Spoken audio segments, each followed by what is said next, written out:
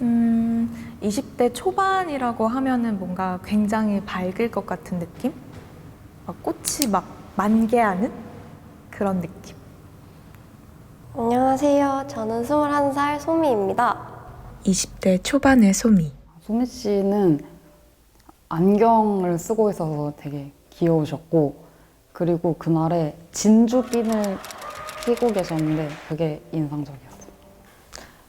그 미팅 때 사람들이 많아서 그런지 되게 수줍음이 많았다? 되게 낯설지 않았어요. 왜냐면은 예전에 제 모습을 보는 것 같아서 공감도 많이 가고 되게 편했어요. 네, 소미 씨가 첫인상은 굉장히 귀엽고 밝은 느낌이 저는 많았다고 생각을 했어요. 저는 되게 밝은 친구라고 생각했어요. 소미를 처음 봤을 때 소미는 밝은 노란 옷을 입고 머리에 작은 핀을 꽂고 있었다. 친구들이 저를 볼 때 진짜 너 이모티콘 같아 이러면서 막 스마일 이모티콘 진짜 제가 맨날 막 실실 이렇게 웃으니까 막 구김살 없이 웃고 있는 얼굴에 그 나이대의 풋풋함이 가득 담겨 있었다. 너무 이제 귀엽고 작은 친구가 와서 되게 발랄한 에너지를 많이 보여줬거든요. 그래서 에너지틱하고 활발한 친구구나 이런 생각을 했었는데 좀 깊은 이야기를 나누다 보니까 진지함도 있고 그다음에 앞으로 본인의 방향이나 좀 삶에 대한 고민 같은 것들이 생각보다는 이제 쉽지 않은 어떤 많은 것들을 안고 있구나 이런 생각이 들었어요. 그래서 걱정도 되고 나는 저때 어땠을까 이런 옛 생각도 들고 여러 가지 마음이 들었던 것 같아요. 얘기를 나누다 보니까 그냥 마냥 밝기만 하고 수줍은 소녀가 아니고 그 혼자만의 아픔을 가지고 있었던 그런 일들도 많았고 밝은 노란색 같은 사람. 하지만 그 색은 어둡고 깊은 남색부터 차근차근 쌓아온 색이라는 것을 알게 되었다.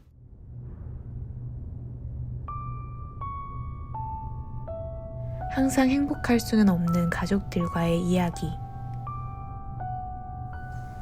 항상 네라고 대답해온 소미. 부모님의 기대와 바람에 늘 착한 딸로 살아온 아이.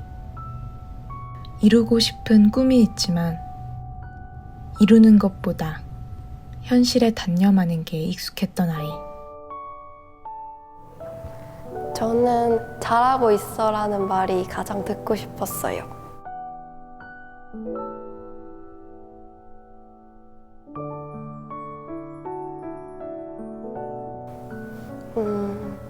그래도 할머니가 저한테 가장 다정하신 분이셨던 것 같아요. 제가 고등학교 3학년 때도 그렇고 초등학교 때도 이제 제가 할머니 손에서 자랐어요.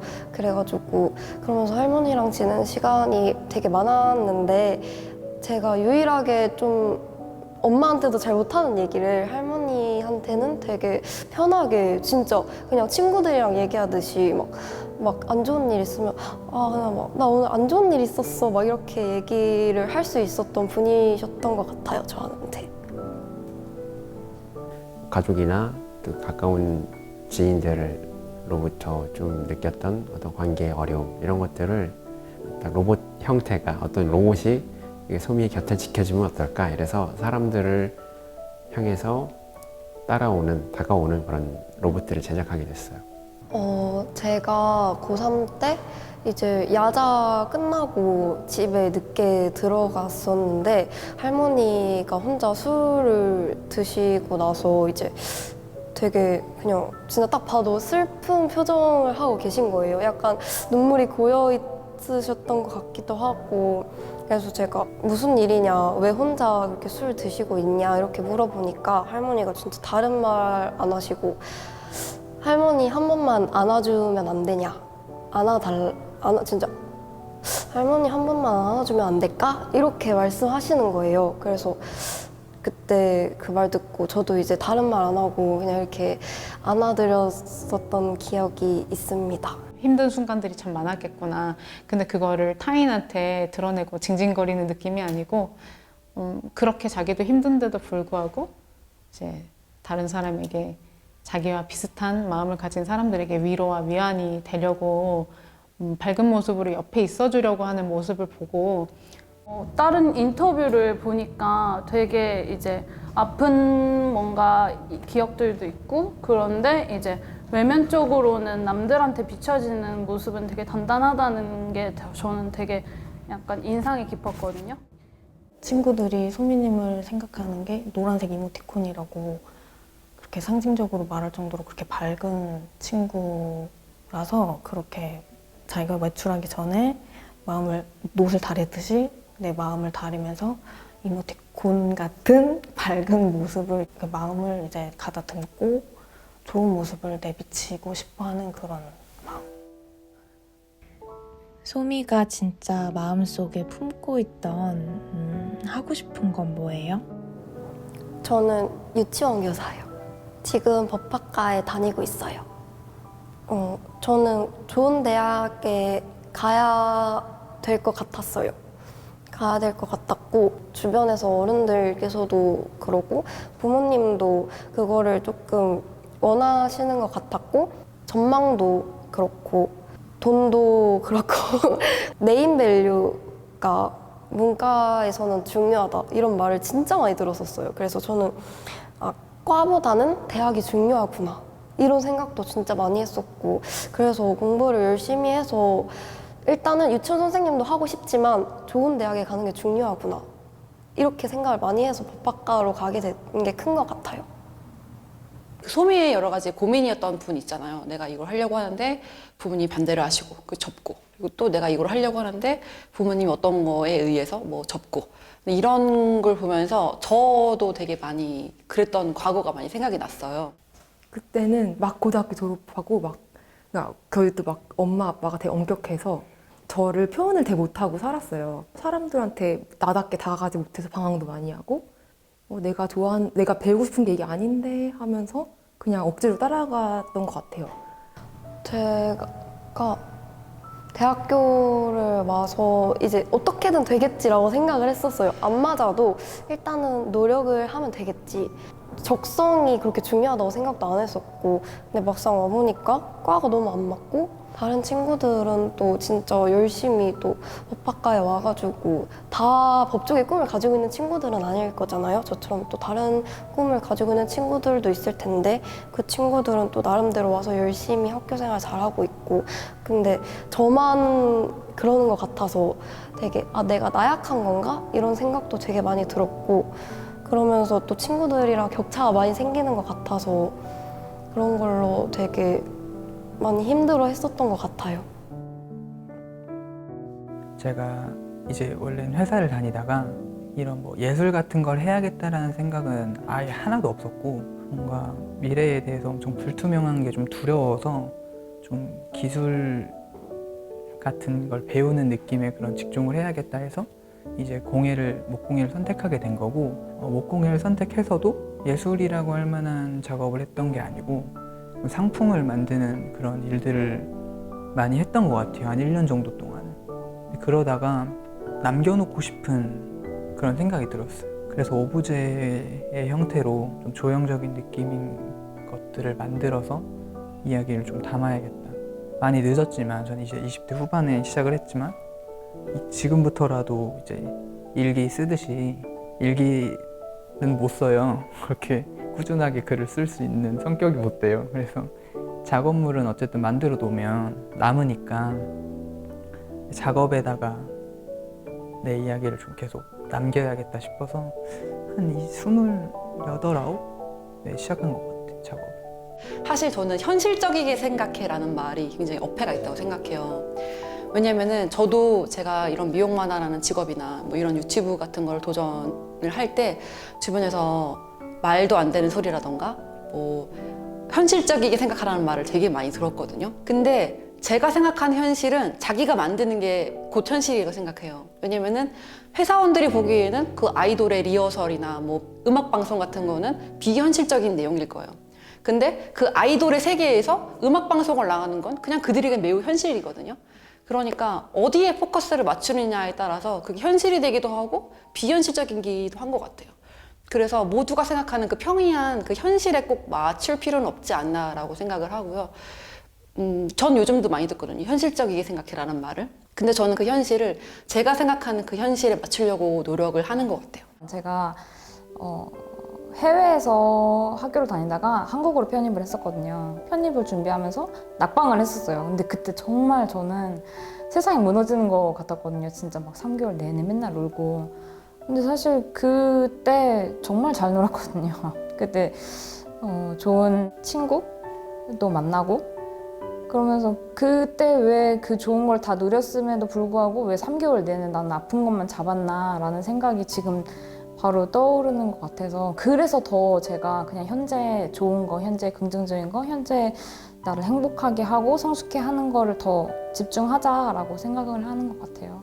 20대에 저는 초반 때 저를 잘 몰랐어요. 단점만 계속 봤어요. 나는 무용과다 보니까 기본 키가 170 정도? 근데 저는 165? 그러니까 아예 터무니없는 그냥 꼬맹이였어요. 교수님이 맨날 꼬맹이 불렀었거든요.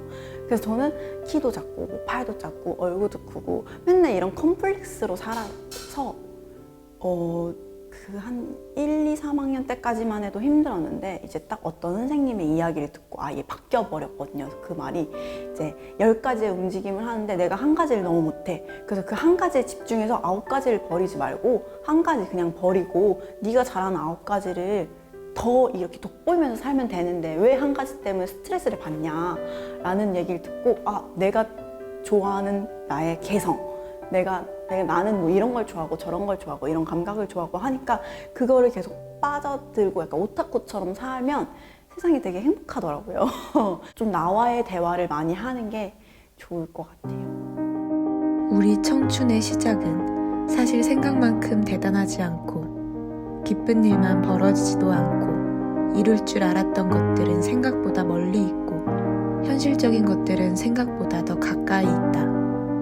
제가 12살 차이 나는 동생이 있는데 동생이 태어나고 이제 부모님이 또 바쁘셔가지고 제가 동생이랑 놀아줄 때가 진짜 많았어요. 그래서 동생이랑 놀아주면서 동생이 막 까르르 막 이렇게 웃고 제가 그냥 별거 안 했는데 막 그렇게 재밌어 하니까 저도 같이 즐겁고 또 그게 너무 행복하고 그러더라고요. 그래서 내가 아이를 이렇게 좋아하는 사람이었구나 이걸 또 느끼게 됐고 그러면서 진짜 유치원 선생님이라는 직업에 대해서 생각을 해봤던 것 같아요. 그거를 계기로. 제가 옛날에 소미랑 좀 비슷했었다고 했잖아요. 그때는 몰랐던 그런 삶의 방식과 환경과 그런 것들을 소미랑 그 청춘들한테 전해주고 싶었어요. 왜냐면 우리나라는 너무 주변에 눈치 봐야 될 것도 많고 근데 정말 자기한테 집중을 하고 표현을 하는 게 그게 당연한 거고 나쁜 게 아니다.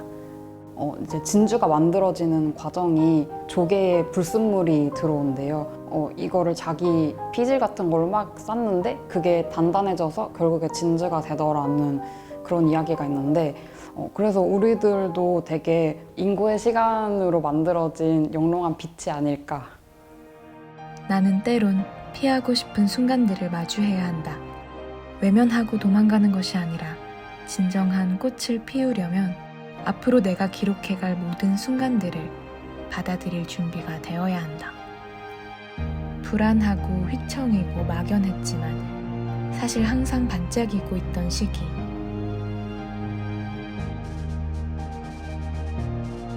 청춘의 시작. 질문 너무 좋은 것 같아요. 청춘의 시작은 사실 나이랑 상관이 없는 것 같아요. 그 어떤 시기나 나이 모든 걸 떠나서 행복했다고 기억할 수 있는 어떤 순간인 것 같아요. 예술전당에서 스치면서 들었던 말씀 중에 하나가 관객 한 분께서 나이가 조금 있으셨는데 나는 청춘은 아니지만 이라는 말을 들었어요. 근데 곰곰이 생각했을 때 저는 청춘이 시작되는 그 순간은 내가 지금 당장 나의 열정 아니면은 나의 그 행복함을 극대적으로 느낄 수 있는 그 순간이라고 생각을 하거든요. 저희의 청춘이 정말 다채롭고 정말 다양하게 아무 때나 찾아올 수 있다는 걸 믿습니다. 모든 걸 쏟아부어도 약간 뭔가 에너지가 남고 넘치고 이제 계속 할 열정이 있는 시기 같아요. 흔들리는 나무? 방황도 많이 하고 꽃 피기 전의 모습일 것 같아요. 너 하고 싶은 대로 다 해도 다 갈 길이 있다. 화이팅! 상처받지 말자. 상처를 즐기자. 친구들이랑 있을 때도 되게 저답다는 생각을 많이 하고 남자친구랑 있을 때도 진짜 저를 꾸밈없이 보여주는 것 같아요. 그리고 무대에서 노래를 할 때도 제가 원하는 걸 하면서 되게 기분 좋게 보여줄 수 있어서 나의 삶 속에서 사회가 규정한 행복이 아닌 나의 행복을 찾아 떠나려 하는 청춘의 시작. 언젠간 소미가 진짜 그 하고 싶은 꿈에 도전해볼 생각이 있어요? 네.